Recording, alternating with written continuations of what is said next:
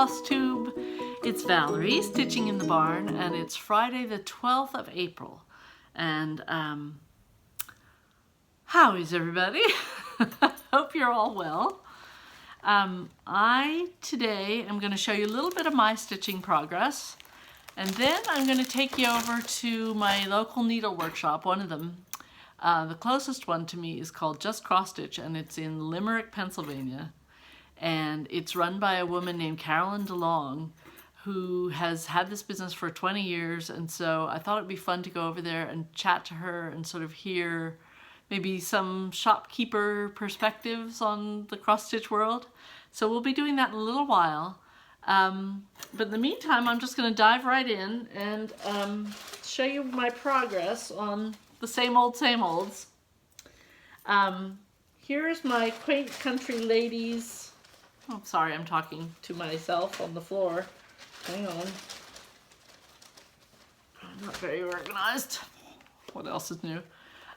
Quaint Country Ladies Club, the Grace on Thee that's done through Dying to Stitch in Virginia, Paulette Plum Street Samplers, Paulette Stewart. I'm having fun with this. I thought, oh my Lord, that's a lot of bricks to lay.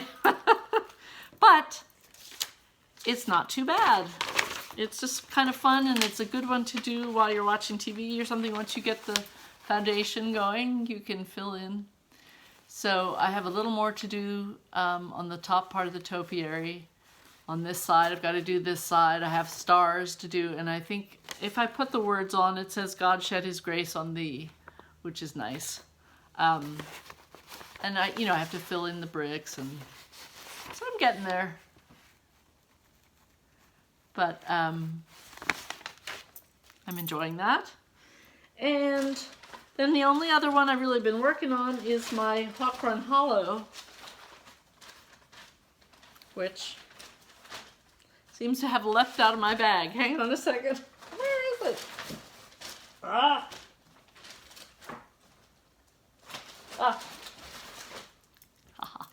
Panic soup for a minute. I thought I'd lost it. Here we go. We're doing, oh wait a minute. We're doing the Grammy Jeans apple butter. So here she comes with her skirt. I think I've goofed somewhere here. I'm gonna have to, the skirt's not meeting up, so I'm gonna have to do a little frogging here. But I got the Grammy Jean instead of Grammy Jane. And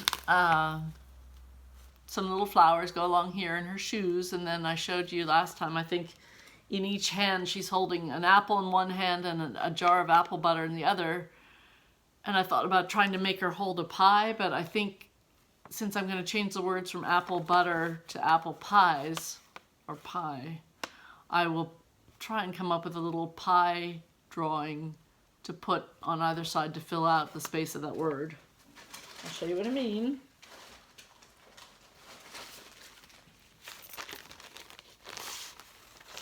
Is this one.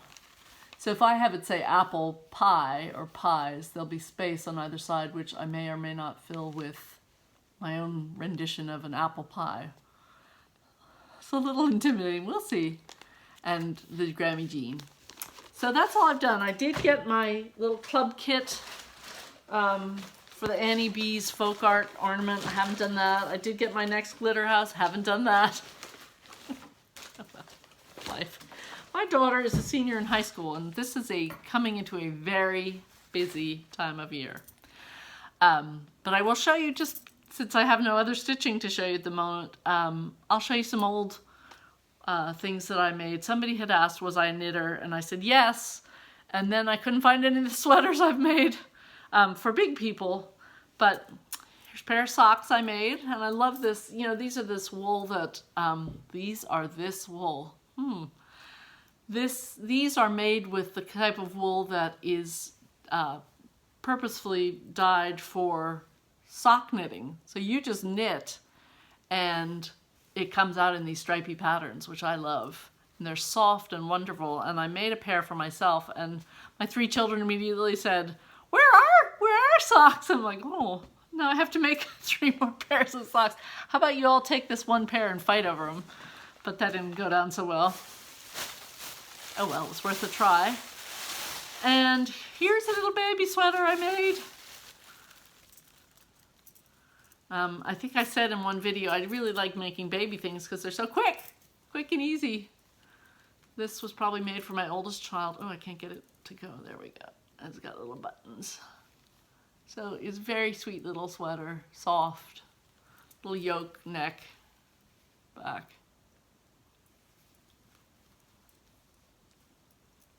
Someday I'm gonna have some people to make these for.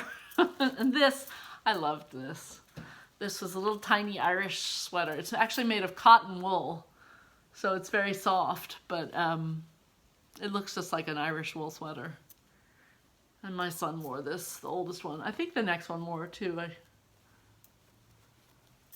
There it is. That's just a couple little nitty things to show you. And then I found an old cross-stitch ornament that I'd forgotten about that was finished by my friend April for me, just into a fun little round thing. And then it's got this little snowman pin in the middle. It's a little wooden button, actually. That's cute. It looks like a little donut on the back. It's just a fun little ornament that I like to put out at Christmas. And then the final thing I'm going to show you on this score is another whip quilt. That it's a Thimbleberries pattern, Thimbleberries fabric. Doesn't need much to have it be finished, and I just haven't done it. Shame on me, but here we go. Let's see, what's top and bottom? You can see it. There it is. Of course, the light's shining through the back, but you get the gist. These are actually printed panels, this part. This is not applique, which always made me feel a little bit like I was cheating, like it was kind of a cheater quilt. But I actually have another one of these that's finished, that's just tied off. But this one I was going to actually quilt. And then I was going to have them, you know, on 2 beds in a guest room or something. But since I never finished this one, I haven't been able to do that. But oh well, fiddle-dee-dee, I'll worry about that tomorrow. So that's where I am this week. And I will take you over to Limerick, Pennsylvania to visit Carolyn in her Just Cross Stitch shop. Come along.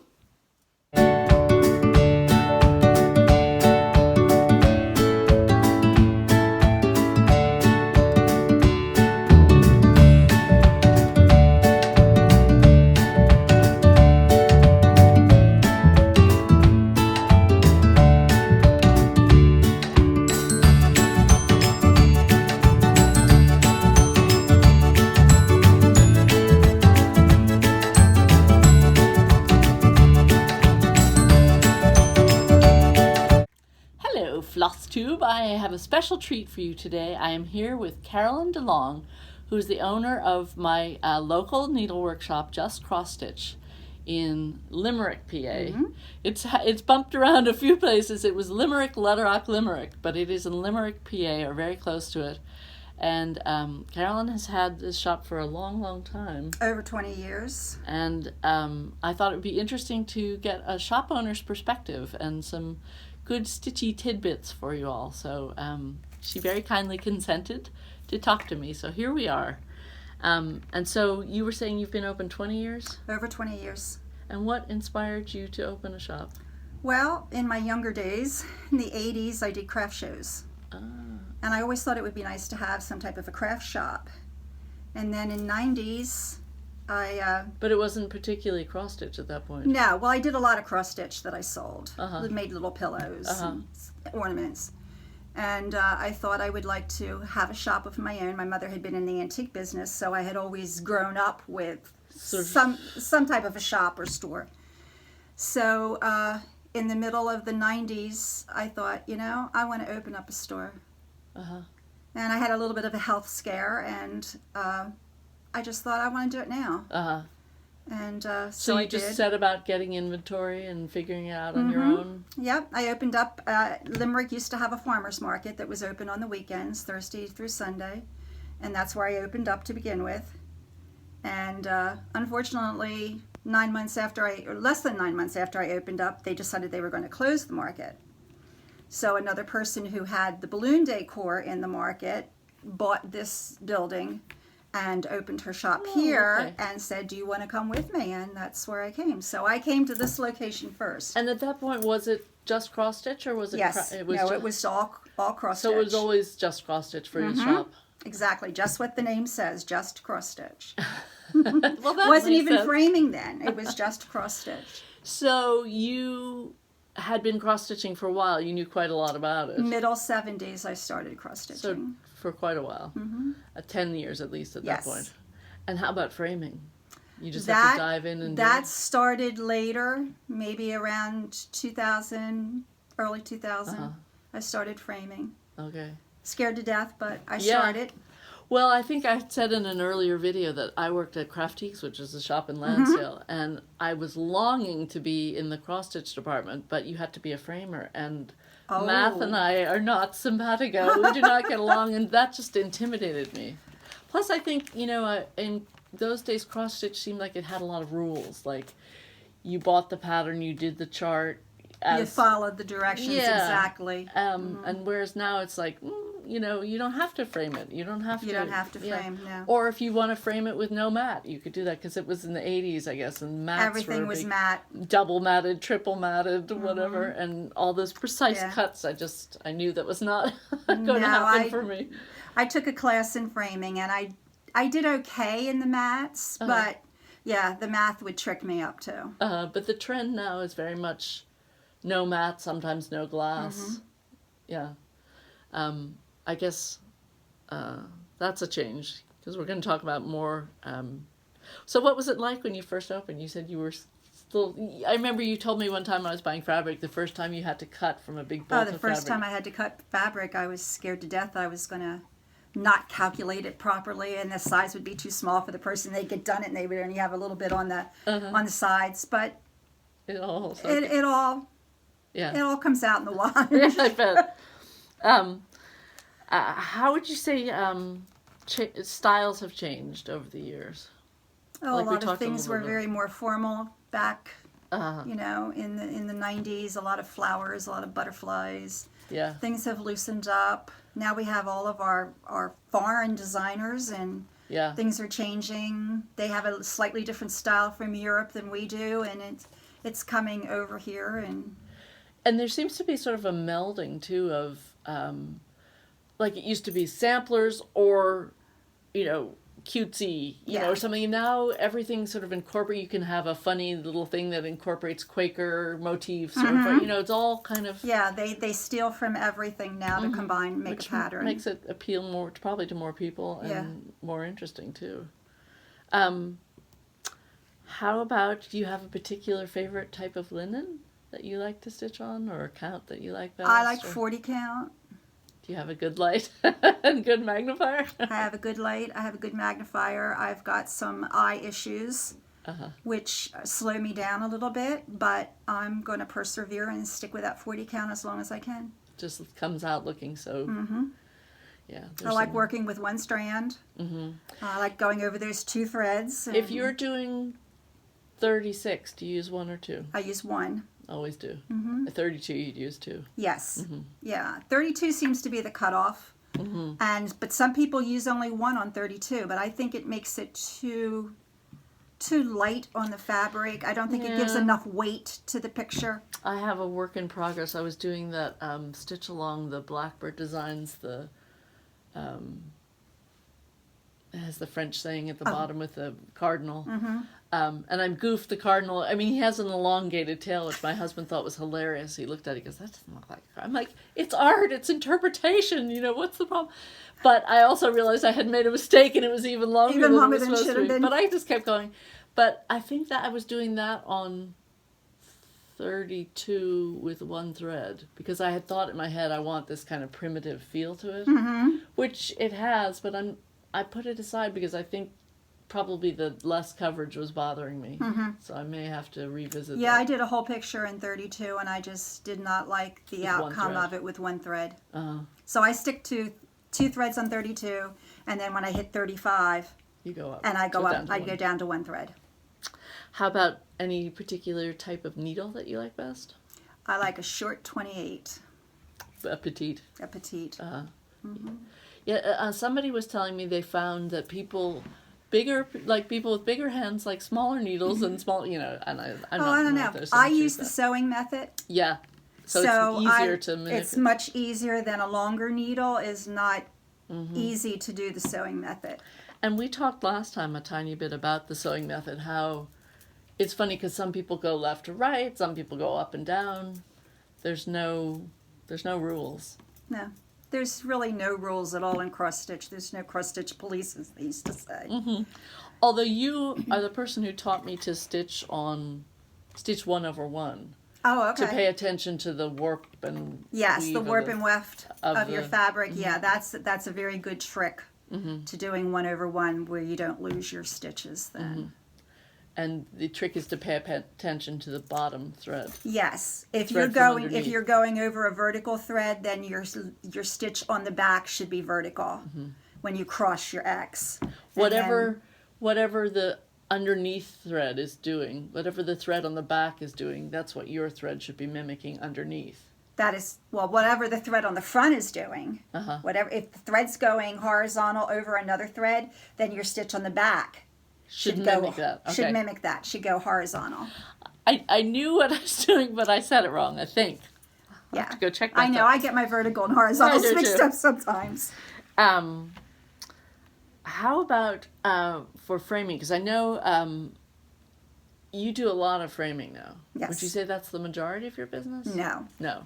Just selling patterns and patterns. Selling patterns. And I was told a long time ago in one of my early classes when I would go to market and learn how to run this business that push other things, because you can get a pattern anywhere. But over my 20 years, patterns have always outsold everything else that I have in the shop. Really? Well, I can't get fabric up over my patterns. They're close, but patterns always comes out #1 bestseller. I used to just collect a lot of patterns, and then when I was in the mood to do it, then I'd go kit it. Whereas nowadays, with all these things like Stitch Mania, where people are doing, one a day for 30, you tend to go along kitting it as you go. Kitting it up as you go, yeah. Which I think is probably, but I definitely have more patterns than I have other stuff, believe me. Yes. So that's interesting. How about what you would like people to know if they were starting cross stitch, and also what they should know if they're going to bring a piece in for framing? Let's see. Always allow enough fabric if you're cutting your own fabric. Allow enough so that the framer can work with it. You don't want to bring something in that only has 1 inch. It's very difficult for the framer to work with it. And it will also increase your price if it's, takes longer for them to do. Make your backs as neat as you can because they will influence your final work. You don't want to drag your threads because they could show through to the front. You don't want any knots in the back of your work. They could make a bump in your work. Your back is important in that you want it as smooth as you can. And every once in a while, I even do it. You end up with a loop on the back. Yes. Your thread knots, you don't realize it, and there's this loop. Try to tack it down. Okay, that's good advice. Just hold it in place. Don't snip it off. You could snip it off if there's an actual knot there. Tack it down a little bit and then snip off the extra. Okay. Secure your tails and cut your tails. Cut them close once you've finished. Yeah. People will leave 1/2 inch or 1 inch tail. It's going to show. Or you're going to have to take the time to snip it for them. Yeah.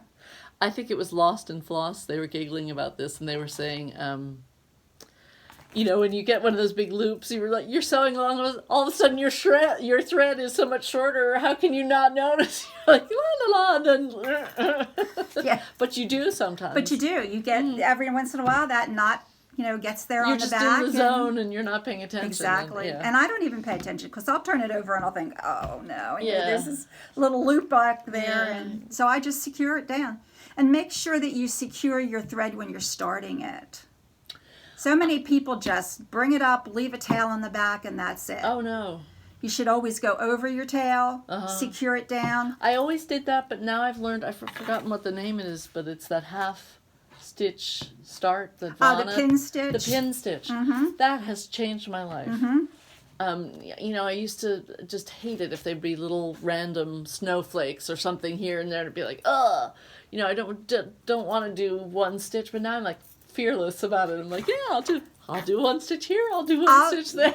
I know I'm telling you not to drag, but if I have a bunch of little snowflakes around and they're only one stitch each, I'll drag. We have this on tape. I'll drag. But, you know, I mean, chances are I'm working on a colored fabric and it's a white stitch and it's not going to show through. But if you're working on anything that's white or light colored, just be aware of what those colored threads can show through, especially if you're working with black. I was thinking how fabric has changed so much. Like, speaking of light or dark, you know, when I started in the 80s, it was a tube of Ada that was stiff as a board. Blue and pink and white and ivory. Yeah, that's it. Blue and pink was getting pretty wild. But everything was blue and pink then in the 80s. All those country colors, you know, the sort of mauve and soft blue. I don't know what you call it. But they did that for baby things too. And everything would be outlined, you know, and there'd be geese on everything and ducks and and stenciled houses. And now the fabric choices are so phenomenal. They're just... And the effects you get by using them. All the overdyes. I was thinking about Lila's designs and how, like, that Halloween Quaker and the different things that she's done are really enhanced by the color of the fabric. That fabric is, with combination with her design, is just incredible. By the way, this is where I met Lila of Lila's Designs, because she's a local designer. She's a local designer. And so you've been friends with her for a long time. And you've framed her work. I've framed her work. Are there other designers who are living locally that we don't realize? Or none that I know of, no. Because we have a little surprise that'll come up later. Stay tuned concerning Lila's design, so we'll reference that later. Tell us what the whole market experience is like. Awesome. In one word. Take a lot of prep work to go before you go? It does. You need to know. And back when I started, you did not see any peaks of what was coming out at market.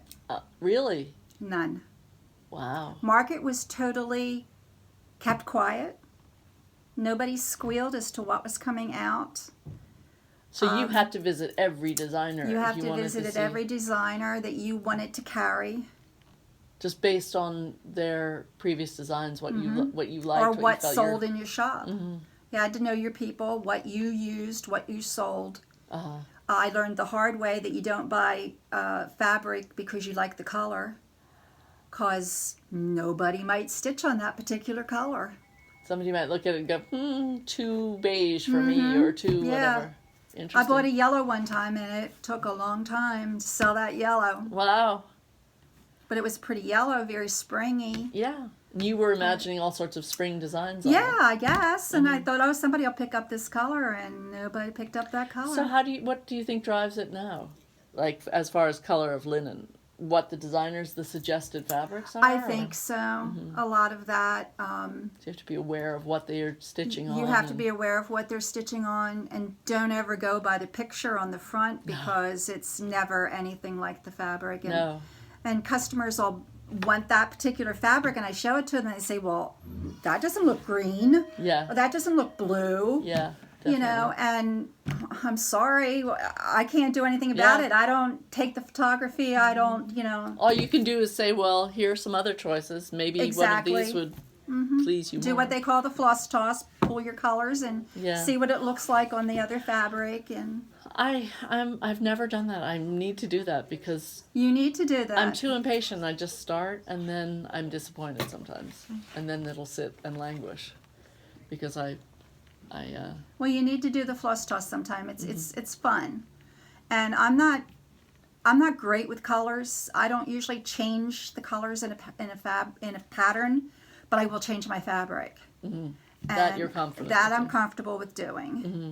And you just grab a bunch of fabrics that you think might work, and then you just layer, and one of them will tell you, that's hey, the one. I'm the one. Mm-hmm. You know, it'll just look so good Uh-huh. on that, or Pops. it just pops. Exactly. Okay. So market, go back to market. Back to market. Well, like I was saying, you had no inclination of what was coming out at market. Back in those days, cross stitch was really hot. You would go to market, you'd have a couple, 150 or more dealers that you had to go through. If it was in the hotel, it's limited hours. You couldn't even spend 5 minutes in a room. Wow. You know, and sometimes there was lines, you know, so Yeah. you had to decide who you were going to go to based on what you sold And in the shop. quickly make decisions because you'd not seen these patterns before. Exactly. And walking in and seeing the finished design, that's phenomenal. Yeah. Because you don't always get a good representation of what it's going to look like from your charts. Right. They just, the front picture just does not always do it justice. Yeah. And that's why it's good to have, you know, finished samples. And you walk in and you say, oh my goodness, I have to have that.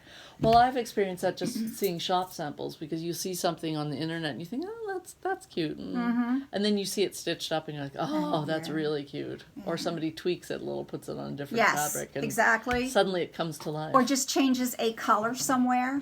I don't have it framed yet, but it's finished. It's just a little bird, and he's got like little white flowers and green leaves across the top and the bottom of it. And I went to another shop and I saw the pattern. I'd always wanted to do it. And they made the white flowers red. Oh. Like the berries that were on there somewhere. And I thought, oh my gosh, that did so much justice to the piece. Yeah. So I changed mine to red too. Yeah. And I'm very satisfied with it. Yeah. And sometimes I'll wait now, because if a pattern's very popular and I know people are going to be stitching it, I'll wait. And then I flip through Instagram and see how other see people what color fabric they're putting it on or something. And if they've tweaked it a little and I think, oh, that's really clever, I wish I'd thought of that if I'd already started. If I've waited, then I'm like, And then you can steal their idea. Absolutely. And with today's internet, you can steal everybody's ideas. I mean, it's just everything's out there. Right. And people usually say, you know, as long as you give me credit, you know, if you're posting it as though this is your work, as long as you say, you know, inspired by so and so. By Priscilla. Well, yeah. Yes, definitely. She's the big name today. That's right. And she does change colors a lot, but I think also mostly her finishing and things. Okay, that brings us to Flosstube. Okay. Thoughts on Flosstube? I like it. I watch it a lot to get ideas. I'm not exactly the most creative person in the world. So I like to adapt other people's ideas. And I think we've talked about this before, but I think it has done so much to re-inspire this community. I believe it has. I believe cross stitch is coming back. Or has come back. Has come back, actually, yes. I don't know. There's still busy women out there that just can't find the time to do it, and that has done it in the past. But I have a lot of people coming in now that's saying, I'm getting back into it. You know, the family's grown. Maybe they're all in high school or they're in college now, and they've got some time on their hands and it's don't know what to different do. now. It has a different feel altogether. It's like, it's exciting and creative. It's not following rules. It's not either this old-fashioned look or this one particular style. Yes, because there's so many styles now, like the farmhouse style, and then everything, the primitives, you know, is still a big thing, and that's where I go more to than I don't like flowers, and I don't like butterflies, and I wouldn't do those, but I would do a more primitive piece. But then every now and then something catches my eye. I like Quaker, so that's not exactly primitive, but well, you know, it just shows you there's something for everyone now, Yes. which is great. there is. So what sort of things I was going to say, do you enjoy most? But it's like the sort of Quaker, Like primitive. I said, primitives, and I like Quakers. And what would you say are the best tools people could have? Good light. A good light, a very good light, and magnification. Don't be afraid to use magnification. Mm. I mean, it's a lifesaver for me now with my eyes the way they are. And Yeah. Mine change. I complain about this all the time. Mine changes all the time because if I'm wearing my contacts, I need certain type of magnification. If I'm wearing my glasses, I just take my glasses. So I understand contacts aren't maybe always the best thing for somebody to stitch in. Right. So they might want to, if they're just starting or wondering why they can't get it right, take your contacts out and try glasses. Mm-hmm. Or get different magnification for when you're wearing your contacts, I guess. I wear a mag eye. Goes on your head and comes down here so that you can look up and talk to somebody or watch TV. I actually ordered a number 5. Oh, didn't know they made those. Doubles. I mean, I think it goes to 7, so I'm still safe. But it doubles the size of everything for you, and I can actually stitch without any glasses on because I need glasses to stitch. Okay. So I can stitch without my prescription glasses. Wow. With those 5s. Wow. And I can still see my 40 count, even like I said, with the trouble with my eyes right now. Now I know this is just cross stitch, but at one point you were having wool embroidery or... Yes, we did wool applique for a while. Mm-hmm. But you've sort of come back to just cross stitch. Yes. Mm-hmm. But that's something you enjoy. Oh, I like to do Do you do punch needle at all? No, because I say I can't get the rhythm. Oh, okay.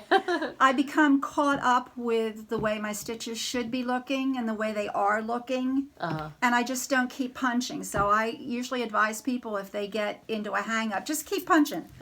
Punch needle is very acceptable, and you can go back and make... Yes. You can go back and fill in the areas where maybe you just didn't get quite close enough. Right. So it's very forgiving. And I just figured out, I mean... Duh. You can, I have one of those ultra punches, so you can alter the length of your stitches. So for instance, I was doing a little cat face, and I just couldn't get the outline of his eyes. They just were getting lost in the dark of the body of the cat. Okay. So I was thinking, why don't I just make his eyes, make the stitch slightly longer, and then the stitch, and it was like, zing! I'm just a slow learner, but... At least I got there eventually. Sometimes it takes us a long time to realize something that's so simple. Yeah. I want to show the piece that you were working on and tell the story. So I'm going to pick us up. Here we go. Oh, Beauty go ahead. was Carolyn's latest finished, in quotation marks, piece. Because she put it on the internet, and you tell the story, Carolyn. I put it on the internet as finally finished. Isn't that pretty? And somebody messaged me and said, I don't think you are. There's a spot where you forgot to finish the vase. And lo and behold, I did forget to finish the other half of the vase. There it is. So... It hangs there mocking you. It hangs there mocking me till I have the frame for it, and when I decide I'm going to frame it, then I'll probably finish it. Or maybe just frame it the way it is, and that can be my little... I thought of another question I wanted to ask you about, which was stitching with wool or silks, and your experience with them. I've only stitched a little bit with the wool. I've just stitched the same way. How about most silks? Most of the wool's over dyed. The silks, they're fabulous to stitch with. Are they? Yeah. You get the right silk. It doesn't... you think of silk as catching on your fingers. That's you why know, I've you have a always little been rough afraid. spot on yeah. your finger. Belsois silk does not catch to your fingers. I've stitched with Silken Colors. That's a good one. Gloriana. Do you feel like it gives a plumper coverage? Yes, it is thicker than one strand of DMC. So one strand, you mostly stitch with one strand of silk? Yeah. On any count or? Yes. Well, I don't know. I've never done it maybe on a 28. I guess if you did on a 28, you would probably have to use 2. But anything about that you could get away with one? You could get away with one strand because it is a thicker floss. But it's an experience to stitch with the silk. I've never tried it. Yeah. I just feel, my old washerwoman hands, I feel like I would never, I'm hiding them from you now. Yes. I just thought, oh, no, I can't. Yeah, I mean, if you have a bad cuticle or something, and I have worked with silk I took a class in one of the markets, and it was working with silks. And I mean, I was just like taking it off my fingers all the time because it would catch. And then I found out that there were other silks out there that did not do that. Okay, interesting. So don't give up if you've tried one. Don't give up if you've tried one and it's that way. Try a better one. More expensive, I understand that, but yeah. Well, that's why I think a lot of people would rather just stick with the... And you do get more for your money. A lot of times they're 12 strands instead of 6. Okay. Or longer pieces or anything? I don't know about yardage in a silk pack, but you do end up with more strands. Do you have a particular overdyed thread, cotton, that you like best? Out of like the 3 major ones, no. I will work with them all. The intermingling. Yeah. Well, Carolyn, thank you so much for chatting with us. Thank you so much. I'm sure everybody enjoyed it, and we'll probably get 100 questions that we can... You didn't ask me about how I got started. How did you get started? And I brought you something to show you. Oh, that's right. I got started, I was moved out of my house with my parents and moved into my own apartment, and I had a girlfriend that was interested in history just like I was, and we joined Gasha Hoppin Historians up in Green Lane. Great. And she was there before I was, and she decided she was going to do a sampler, a Pennsylvania German sampler, and I said, oh, that sounds really great, but I don't cross stitch. And she said, do you count to 2? And I said, yeah, I think I can count to 2. And she said, well, then you can cross stitch. So I said, okay, and we went up to the museum and took colored pencils and graph paper and copied designs. We went over to Lansdale Discount to buy a piece of linen. Yes. And another friend of ours in the Historical Society had already stitched some samplers, and she had a color chart from a little boutique in New York City that sold silks, and we ordered some colors from them, and that's how we got started. Oh, that's amazing. And this is my first finished project. This is amazing for a first piece. Look at this. This is my piece. I had started this with my girlfriend, and my father popped up and said, oh, I would like to have one of those. So I stopped what I was doing on mine. I was about 3/4 of the way done, and I started one for my father, and this is it. That is beautiful. And I have never gone back to my original one. Oh, you must do that. I must finish that someday. Let me see if I can get it in here without getting a glare. It's really amazing. Can you get it without a glare on it? I hope so. I see a little bit, I think. I'll take some still pictures of it, too. Okay. That's beautiful. And I just found out last night when I washed the glass and dusted the frame, it's 40 count fabric. It must be. Look at it. It's tiny. I never realized it was 40. I always thought it was 32. Wow. I can't believe that was your first ever stitching piece. That's phenomenal. Yep. 1976 it's dated. That's great. So I gave it to him for Christmas. And I bet he was thrilled. He was. He made the frame for it. I do have to take it out of the frame though, because I'm sure the glass is right against it. Probably right up against it. Yeah. Oh, that's lovely. And I don't know what the back is. It's probably just a piece of cardboard. Probably. You should take it apart and try to preserve it. Yeah. Well, thank you so much.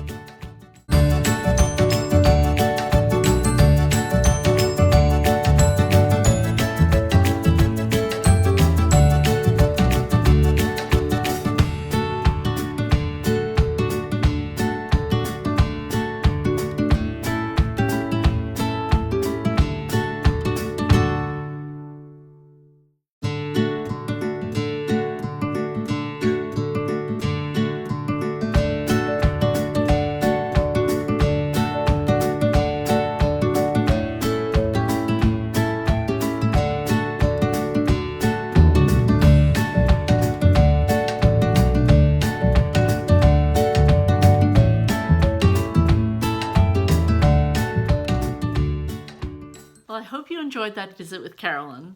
I know there's lots of other questions and other things that I meant to ask her that I forgot, and so I'll go visit again. Next time I need some floss or something, I will, if you all have any questions for her, start making a list for me, and I will take the list over and ask her. She will ship anything anywhere, so if there's something you're looking for, give her a call. If she has it, she'll send it right out. If she doesn't, she will order it and send it. She carries a full line of the 3 major flosses, Weeks, Gast, and Classic Colorworks. So not everybody carries the full line, but she really makes an effort to do so. So she's a good one to contact. And I'll put the information about her shop below. But other than that, the exciting thing I wanted to tell you, hang on. When I was talking to Carolyn, you may have noticed we talked about Lila of Lila's Studio, who is a local designer. And I just think she's extraordinary and very, very, very talented. And 2 things have happened recently. First thing is that Carolyn wanted to donate a pattern that I could give as a giveaway. So I'm thrilled to be doing that. She's actually given me 3, which you'll be seeing in the next few weeks. And then also I was contacted by Lila, and she has given patterns for me to give away. So in the next few weeks, there's going to be a lot of giveaways. So we are very, very, very grateful to Carolyn and to Lila. And I'm happy to share the wealth and share their wonderful talents. And so the first one I'm going to give away it's new for market this year. It's SL Susanna Lynch 1862 small sampler. So let me think what I would like you to say.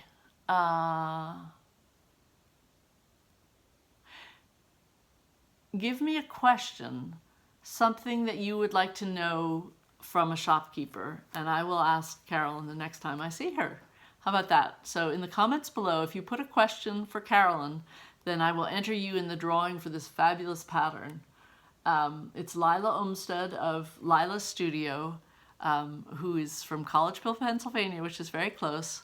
And she is the wonderful, talented woman that I met the very first time I took you on a Flosstube journey, I think.